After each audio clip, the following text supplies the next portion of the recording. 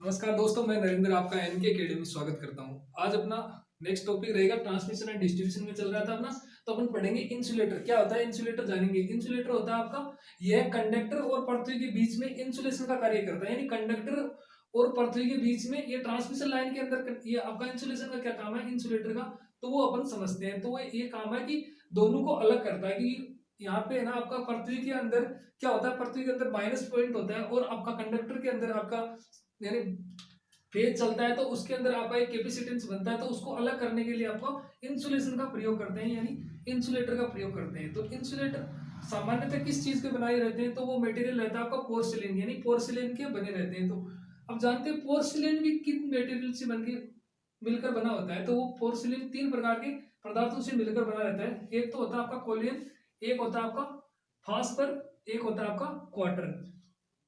तो ये तीन प्रकार के पदार्थ है, तो इनसे आपका इंसुलेटर मिलकर बना रहता है। जैसे सीधा सीधा क्वेश्चन आता है कि किससे बना होता है, तो ये तो आता है आपका पोर्सिलेन का। ये तो यहाँ से आपका ऑब्जेक्टिव बनता है, यहाँ से क्वेश्चन।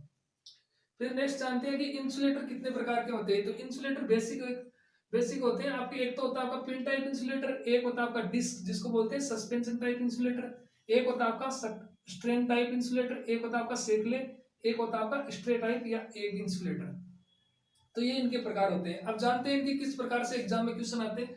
तो पिन टाइप का किस कहाँ पे यूज करते हैं, तो ये क्वेश्चन आता है कि पिन टाइप आपका इंसुलेटर है वो कहाँ पे प्रयोग किया जाता है। तो वो किया जाता है आपका डिस्ट्रीब्यूशन लाइन के अंदर आपका पिन टाइप इंसुलेटर प्रयोग किया जाता है। फिर ये इसकी पूछा जाता है कि पिन टाइप का कितना वोल्टेज होता है, कितने वोल्टेज पे ये कार्य करता है। तो वो होता है आपका 33 केवी पर, 33 केवी तक ही लास्ट ये पिन टाइप का इंसुलेटर है वो काम में लिया जाता है। नेक्स्ट अपना डिस्क टाइप या सस्पेंशन टाइप इंसुलेटर। तो इसका भी यही है कि इसके अंदर ये कहाँ पे यूज में किया जाता है, डिस्ट्रीब्यूशन में किया जाता है, ट्रांसमिशन लाइन में यूज में किया जाता है। तो ये किया जाता है आपका ट्रांसमिशन लाइन के अंदर इसका यूज किया जाता है।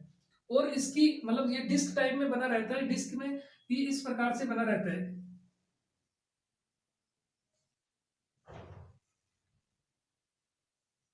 तो इसकी एक डिस्क है ना, एक डिस्क होती है वो आपकी 11 केवी की होती है, यानी एक डिस्क आपकी 11 केवी की होती है।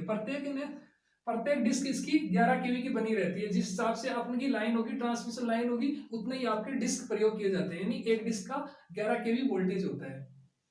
फिर जानते हैं नेक्स्ट अपना strain type insulator. Strain type insulator कहाँ पे प्रयोग किए जाते हैं, जहां पर लाइन का आपका एंडिंग पॉइंट हो, लाइन समाप्त होती हो, वहां पे घुमाव आता हो, ट्रांसमिशन लाइन के अंदर घुमाव आता हो, वहां पर ये आपका स्ट्रेन टाइप इंसुलेटर प्रयोग किया जाता है। जैसे कि यहाँ पे एक एंडिंग पॉइंट आ गया, यहाँ से घुमाव है, तो ये आपका यहाँ पे प्रयोग किया जाएगा ट्रांसमिशन लाइन के अंदर स्ट्रेन टाइप इंसुलेटर।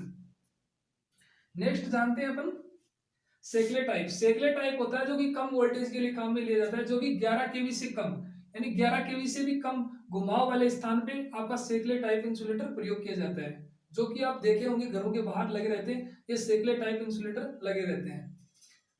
एक होता है आपका स्ट्रे यानी एक टाइप इंसुलेटर। ये कौन सा होता है, ये होता है आपको जमीन से ये सपोर्ट देने के लिए किसी खंभे के अंदर घुमाव आ गया, यानी किसी लाइन के अंदर घुमाव आ गया, तो ये पोल है, तो पोल को गिरने से बचाने के लिए एक वायर लगाते हैं। वायर के बीच में जो बीच के अंदर 3 मीटर ऊपर यहाँ पे एक इंसुलेटर लगाते हैं। तो वो कौन सा इंसुलेटर लगाते हैं, वो लगाते हैं आपका स्ट्रे टाइप या एक टाइप इंसुलेटर है वो लगाते हैं, जो कि इसकी ऊंचाई पूछी जाती है। तो ये लगाते हैं आपका 3 मीटर ऊंचा लगाते हैं और सपोर्ट के लिए लगाते हैं, ताकि ये पोल लाइन की वजह से एक साइड के अंदर गिरे ना।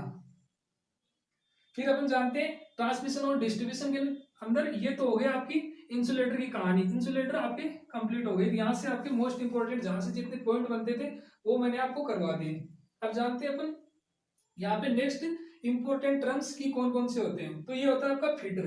फीडर क्या होता है, खास फीडर से भी क्वेश्चन आते हैं। तो फीडर एक होता है आपका, ये होता है आपका सब स्टेशन तथा लोकल सब स्टेशन को जोड़ने वाला तार होता है, वो होता है आपका फीडर।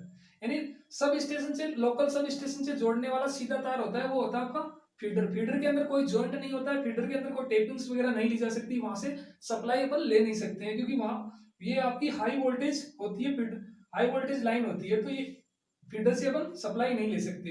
यह करंट कैरिंग कैपेसिटी के अनुसार बनाया जाता है, यानी फीडर आपका करंट कैरिंग कैपेसिटी के अनुसार इसको बनाया जाता है। फिर अपना एक टर्म होता है डिस्ट्रीब्यूटर। डिस्ट्रीब्यूटर का मतलब होता है ये लोकल सब स्टेशन तथा कंज्यूमर एंड को जोड़ने वाला तार होता है, वो होता है आपका डिस्ट्रीब्यूटर। एक आता है आपका सर्विस मैन। जैसे आता है कि सर्विस मैन लाइन कौन सी होती है, तो सर्विस मैन लाइन वो मेन्स होती है, वो होती है आपकी एनर्जी मीटर। अपने घरों के बाहर में जो एनर्जी मीटर लगा है, एनर्जी मीटर से लेकर जो बाहर का पोल लगा है, जो खंबा लगा है, वहां से जो वायर जोड़ा जाता है, उस तार को बोलते हैं आपको सर्विस मैन। तो ये घर के बाहर लाइन से ऊर्जा मीटर से जोड़ने वाला तार होता है, वो होता है आपका सर्विस मैन। तो ये हो गई आपकी इंपॉर्टेंट टर्म, जो कि आपके वायर घर तक बिजली पहुंचा दी, घर तक आपकी इलेक्ट्रिकल पावर पहुंच गई। अब जानते हैं अपन पावर फैक्टर की। अपने हाई ट्रांसमिशन लाइन के अंदर, डिस्ट्रीब्यूशन के अंदर आपका पावर फैक्टर का क्या रोल रहता है, किस प्रकार से पावर फैक्टर से क्वेश्चन आते हैं, किस प्रकार से जानते हैं। पावर फैक्टर कम होता है तो उसके नुकसान होते हैं, तो इसलिए पावर फैक्टर को हाई रखने के क्या लाभ है वो जानेंगे। तो कोस पाई, पावर फैक्टर को अपन कोस पाई से जानते हैं। तो अगर पावर फैक्टर ज्यादा होगा तो लाइन करंट कम हो जाएगी, तो ये आपका पावर फैक्टर का लाभ है। तो ये किस प्रकार से निकला, ये सूत्र इस सूत्र से निकला, P बराबर √3 VL IL कोस पाई। तो इससे अपन निकालेंगे, तो अब कोस पाई जैसे जैसे हाई करेंगे तो लाइन करंट है वो आपकी कम हो जाएगी। नेक्स्ट अपना पॉइंट रहेगा लाइन लॉसेज। लाइन लॉसेज को अपन डिनोट करते हैं W से। तो W बराबर होता है, अपन लॉसेज बराबर क्या होता है, लॉसेज बराबर होता है I²R। तो अगर 3 फेज के अंदर देखें तो वो हो जाता है आपका 3I²R, यानी 3I²LRL, यानी ये लाइन की करंट है और लाइन का रेजिस्टेंस है। तो आपके कोस पाई जैसे जैसे बढ़ेगा, जैसे जैसे आपका लाइन लॉसेज कम होंगे, तो ये आपका लाभ है हाई पावर फैक्टर रखने का। नेक्स्ट अपना पॉइंट है लाइन लॉसेज कम होगा तो लाइन की दक्षता भी बढ़ेगी। अगर लाइन लॉसेज कम होगा, सीधी सी बात है, अगर लॉस कम होगा, हानियां कम होगी, तो आपकी इफिशियंसी यानी दक्षता बढ़ेगी।